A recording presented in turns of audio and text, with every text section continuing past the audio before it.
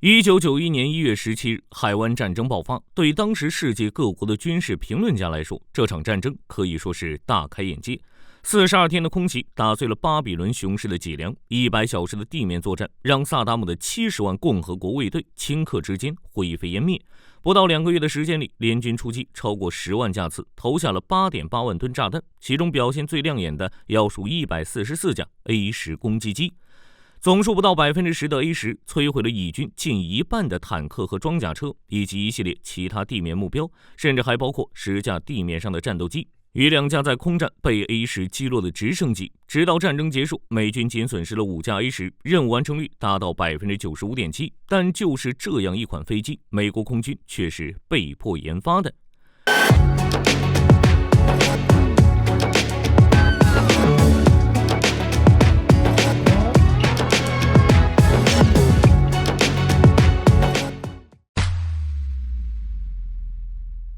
A10 是费尔柴尔德公司单座双发攻击机，负责为地面部队提供密接支援，包括攻击敌方战车、重要地面目标，也可以进行空中管制，导引其他攻击机对地面目标进行攻击。所以一部分同型机的编号为 OA10， 于1975年正式服役。在过去几十年的服役生涯中， A10 的表现极为出色。机头位置的 GAU-8A 复仇者30毫米机炮可以在1分钟内发射3900发大口径平右弹，子弹速度可以达到3马赫，敌人要等到被击中才知道 A10 已经开火。精度也不错，在2公里的距离上，炮弹的散布半径只有6米，防护性能也达到了一个新的层次。A10 的机舱、发动机以及主要结构单元等设备都是专门设计的，即使遭到一部分损坏，也可以飞回基地。座舱位置经过特别加固，号称钛合金澡盆，可以防御23毫米的穿甲弹攻击。然而一开始的美国空军却不怎么待见 A10， 这又是为什么呢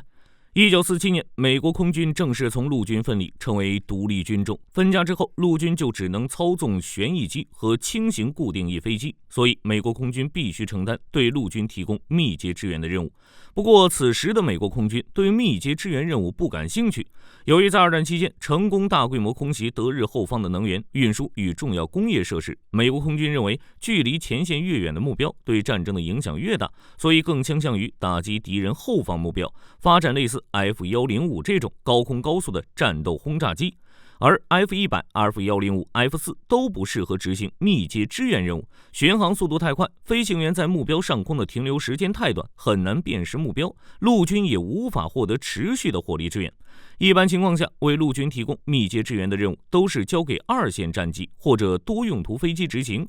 另一边，陆军也羡慕海军陆战队可以拥有自己的空中力量，于是开始建立属于陆军指挥体系下的空中力量。只是由于空军分家时的协议，陆军无法建立固定翼机队，避免与空军的角色出现重叠。但这点小问题压不住陆军自己的小心思，为了提升空中火力，陆军在1960年代强化直升机部署，从1961年到1965年，陆军的直升机数量增加到5000架，只可惜没什么用。在美国空军的评估中，陆军的修一直升机与眼镜蛇直升机都无法有效对付装甲部队，顶多对付一些软性目标。对于陆军而言，最有效的空中掩护依旧是韩战时的 A1。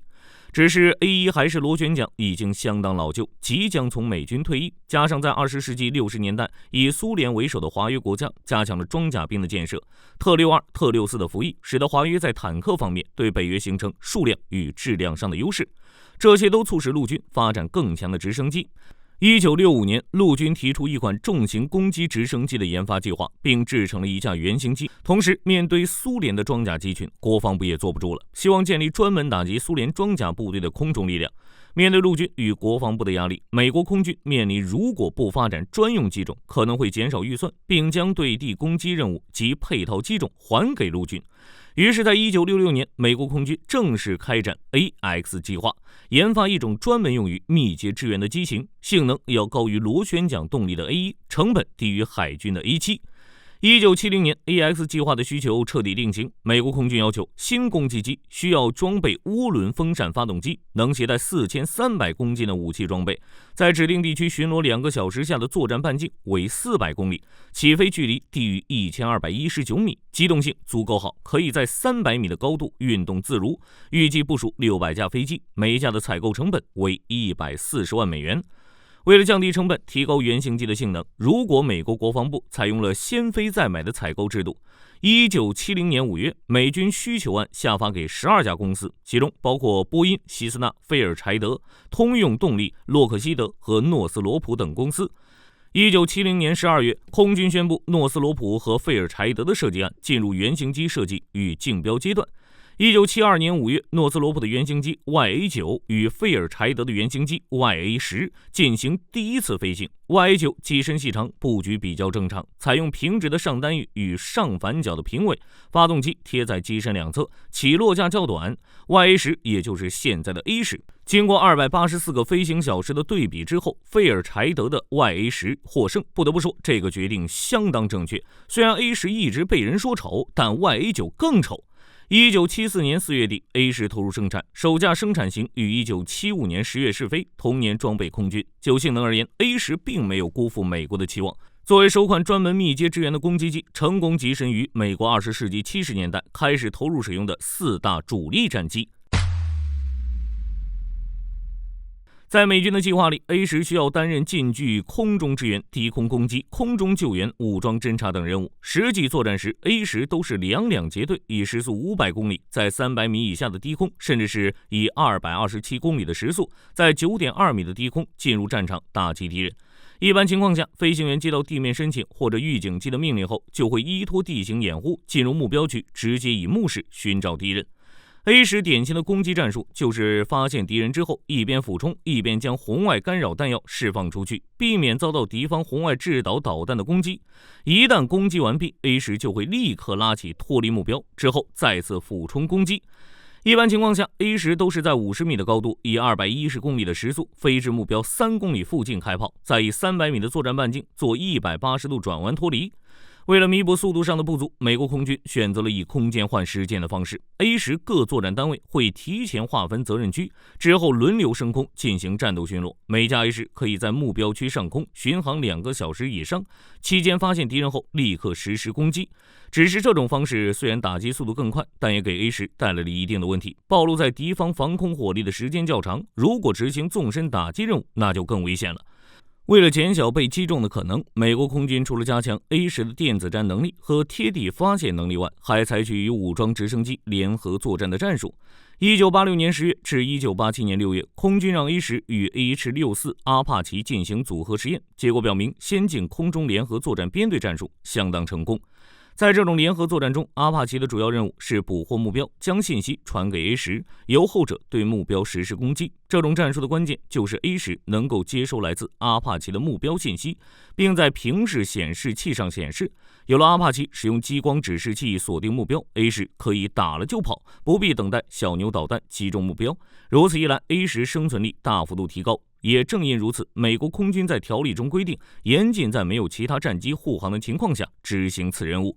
此外 ，A10 想要完成典型的攻击动作并安全脱离目标，还需要2个前提条件：第一，低空飞行性能足够好；第二，飞机足够硬。这2点也是 A10 最突出的特征。就外观而言 ，A10 并不是很好看。中等厚度、大弯度、平直下单翼、尾吊双发、双垂尾，与同时代追求高性能的战机相比，显得有些另类。当然，对于飞机而言，长得另类没什么，好用就行了。A10 的设计偏向打击正规坦克装甲集群，大平直翼、双垂尾布局适合挂载武器，不仅便于安排翼下挂架，也可以遮掩一部分发动机排出的火焰与气流，减少被红外制导导弹攻击的可能性。尾吊发动机不仅可以简化设计，减轻结构重量，可以避免机炮射击造成的发动机吞烟问题。在起降时，也可以避免发动机吸入异物。较长的机翼不仅可以提高航程，还可以实现短距起降。下垂的翼端设计则用于减小阻力，这一套操作下来，大约可以增加8%的航程。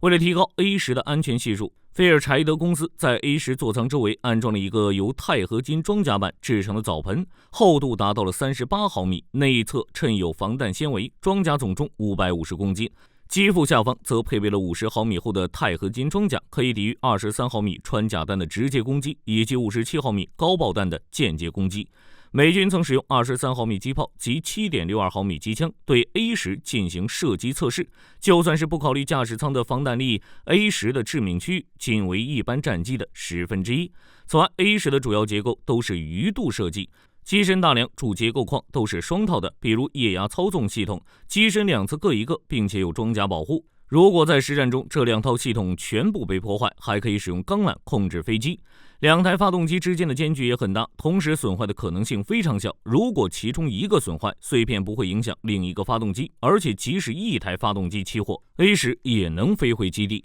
在伊拉克战争中，经坎贝尔少校驾驶的 A10，在一台发动机损坏、两套液压系统全部失效、机身数百个小孔的情况下，依旧成功飞回基地。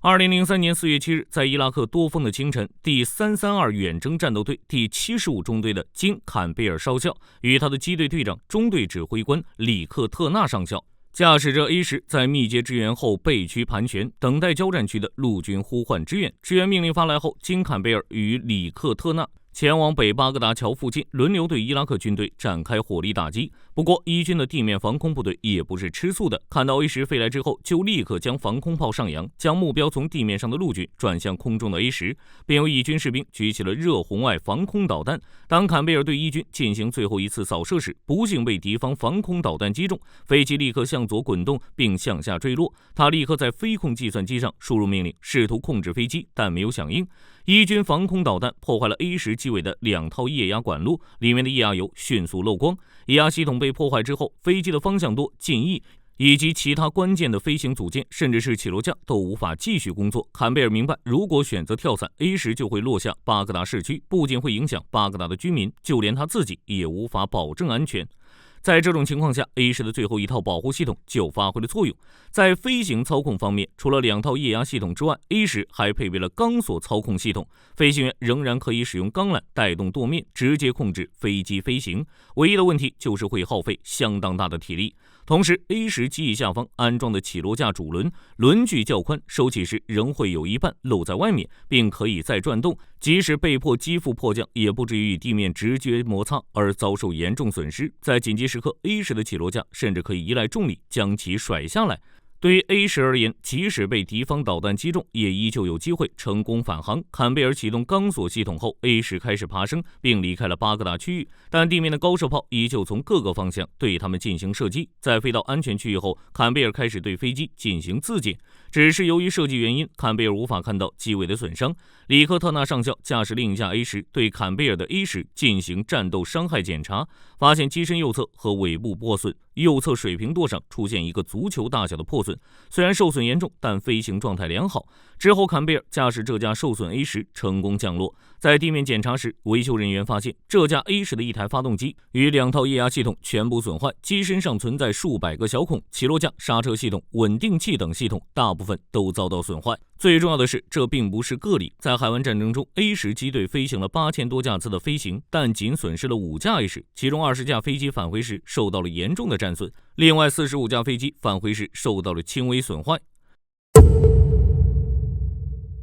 彼时的 A10 并不是像大家想的那样以对地攻击为主，空中拦截才是 A10 的主要任务。按照美军最初的想法，在前期的空战中 ，A10 只需要袖手旁观，一直等到地面进攻开始。只是随着 A10 抵达战区，作战任务发生了改变。当时的霍纳中将与首席规划师巴斯特格洛森准将认为 ，A10 也可以用于战场空中拦截任务。海湾战争空中力量勘测官方的报告显示，在为期42天空袭中，A10A 出动7983架次 ，OA10A 出动657架次，其中75%以上都是空中拦截任务，同时还有455次任务属于打击伊拉克地面防空。在海湾战争初期，这两种任务才是 A10 的主流，直到地面战争开始 ，A10 才将作战重点转移到近距空中支援。海湾战争第一天，一部分 A10参与空袭任务，但大多数的 A10都停留在法赫德国王国际机场，以应对伊拉克军队对沙特的入侵。第二天才陆续接到任务，其中有大多为打击伊拉克的防空雷达，并且基本是夜战。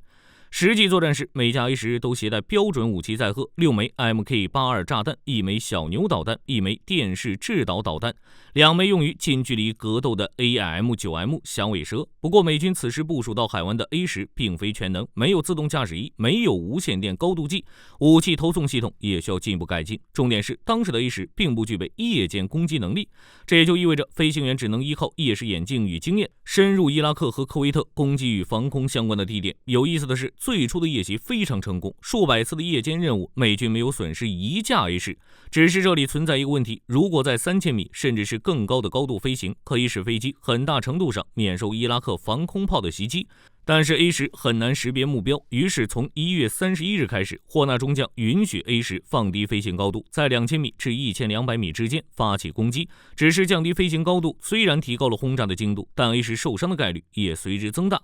2月15日，在损失了2架 A10之后，霍纳中将决定只使用 A10对付边境附近的伊拉克师。在科威特与伊拉克南部的西部边境，以及沙特、科威特和伊拉克联合边境地区， A10执行了1700多次空袭，击中了伊拉克塔瓦卡尔纳师与麦地那师的部队，以及13个伊拉克陆军步兵师的部分部队。地面战役开始之后， A10的重要性进一步提升。小牛导弹可以对伊拉克特72做到一击必杀，GA-68机炮也可以用来打击距离友军非常近的装甲车辆。2月25日，埃里克·萨蒙森上尉与约翰·马克斯中尉驾驶 A10在7个多小时内摧毁23辆坦克。伊拉克的死亡公路更能体现 A10的威力。1991年2月24日，经过联军1个多月的狂轰乱炸后，海湾战争中的地面战斗大象，仅仅过了2天，伊拉克军队就因损失惨重，被迫全部从科威特撤出。2月26日，大约有2000多辆伊拉克军队的各种车辆从科威特蜂拥而出，挤上80号高速公路上。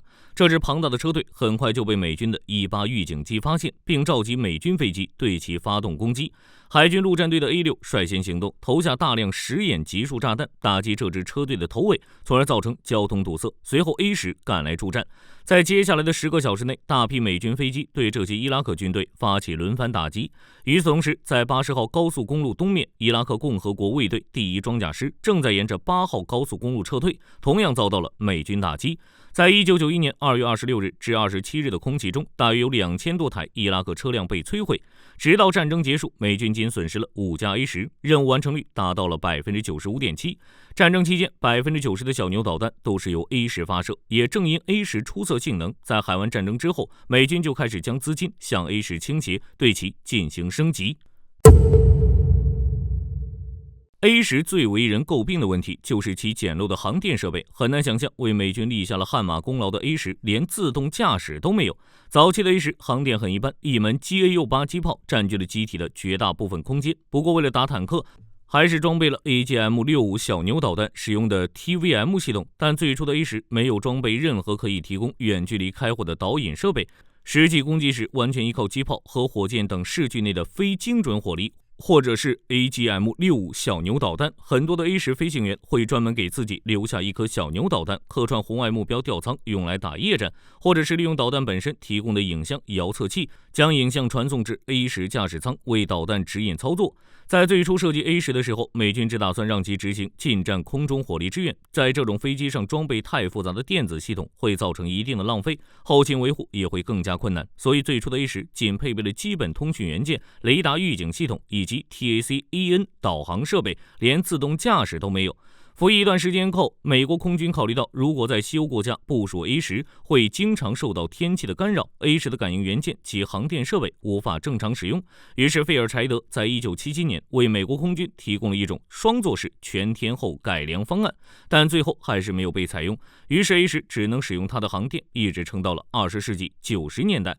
海湾战争爆发之前，美军就对 A10进行了改进，实施名为低空安全和瞄准增强的项目，也就是为 A10配备导航攻击系统。LAST 可以为 A10提供精确目标瞄准能力，使用时先用雷达锁定目标，再引导 A10丢炸弹。使用 GA-68进行射击时，飞行员要做的是在攻击航线中将座舱屏显上的一个准星压中目标。LAST 会自动决定在何时释放弹药和射击。同时，这次升级还为 A10装备了自动驾驶仪和地面防撞系统，可以通过雷达高度计在飞机高度过低时发出警告，提示飞行员立刻拉起。A10座舱也开始兼容夜视镜。等到2000年 ，A10开始装备利特宁2瞄准吊舱、集成电视摄像机、前视红外摄像机、激光目标指示器、激光测距仪和光电跟踪器。在阿富汗战争与伊拉克战争期间，该吊舱就派上了用场。不仅可以用于丢炸弹，也可以用于侦察以及判定轰炸效果。下一次升级就是精确攻击项目，也算是 A10最重大的升级。在此之外， A10只能使用小牛导弹的显示器来显示利特宁2吊舱的视频，功能非常有限。而精确攻击项目为 A10提供更全面的座舱和航电系统，支持洛马的狙击手 XR 吊舱以及利特宁2吊舱，并可以使用 GDAM。此外， A10还增加了战术资料链，可以将机上传感器得到的影像实时传输给地面部队。为了在近距对地任务中提高对目标的识别和截获效率， A10还加装了蝎子头盔瞄准具。经过升级后， A10的编号改为 A10C。下一步升级就是规模较小的精确攻击加，把 TF-34-100A 涡扇发动机翻新升级至 TF-34-100B， 高温高原性能有明显改善，并将 A10的爬升性能提高 30%， 同时显著提高升限。这一系列升级完成之后， A10的潜力已经被发掘的差不多了，再升级就是引申更好的雷达。但是作为一款攻击机，以上这种操作多少有些浪费，于是美军就对 A10进行另一项升级，延寿。第一批 A10早在1984年就出厂了。进入21世纪后，机身老化问题日益严重。菲尔柴德公司设计 A10的时候，压根儿就没想过 A10可以服役几十年，所以该机的寿命极限是6000小时。由于 A10超期服役，加上战争的剧烈消耗，到2006年的时候， A10机队的平均飞行时间已经达到了9000小时。随之而来的就是各种问题，比如机翼裂纹。菲尔柴德生产的 A10中，一大部分都是薄蒙皮机翼，很容易出现裂纹等结构性问题。2008年10月份的时候， A10就因为机翼裂纹问题停飞了127架。按照美国空军的想法， A10机体寿命将近，该退役了，但国会与陆军不同意，开始对 A10进行延寿处理。2007年，波音公司获得了价值11亿美元的合同，在乔治亚州梅肯工厂为173架 A10制造全新机翼。最近的性能升级就是为 A10增加 3D 音频管理系统，也就是对来自导弹逼近告警系统、雷达告警接收器、激光预警系统、地形障碍警告和提示系统中的警告声音进行精确定位，直观地告知飞行员敌方威胁的具体方位和种类。音频定位精度能精确到5度之内。进行无线电通话时，飞行员可以清楚地听到与他对话的友军来自哪个方位。丹麦的 F-16、英国空军的台风战机都已经装备该系统。只是作为一款20世纪70年代的攻击机， A10再怎么升级也无法躲避退役结局。关于 A10的去留问题，美国内部也讨论了很久。有人认为这种专业攻击机不应该继续服役，转而由多用途战机进行替代。海湾战争结束之后，美国对 A10的质疑声也随之消散，但美国空军一直都想要 A10退役。对于美国空军而言， A10本身就是多余的，占着空军的编制，工作内容却是给陆军填地。飞行员对 A10这种危险笨拙的飞机毫无好感。按照空军的话来说，在现代战场 ，A10的存活率会大幅下降。就火力军而言，事实的确如此。面对装备现代防空系统的敌人而言， A10的作用会无限缩小。比如俄罗斯的地对空导弹系统，无论是短程的道尔、中程的山毛榉，还是远程的 S-400，甚至是便携式的防空导弹 SA-25，都有机会击落 A10。加上 A10的航电并不是很先进，也没有先进的机载雷达，战场感知能力一般。美国内部对于 A10是否适合未来战争的问题一直争议不断，特别是察打一体无人机升级之后，美国空军就更看不起 A10了。从2015年开始，美国空军就一直想找个理由让 A10退役，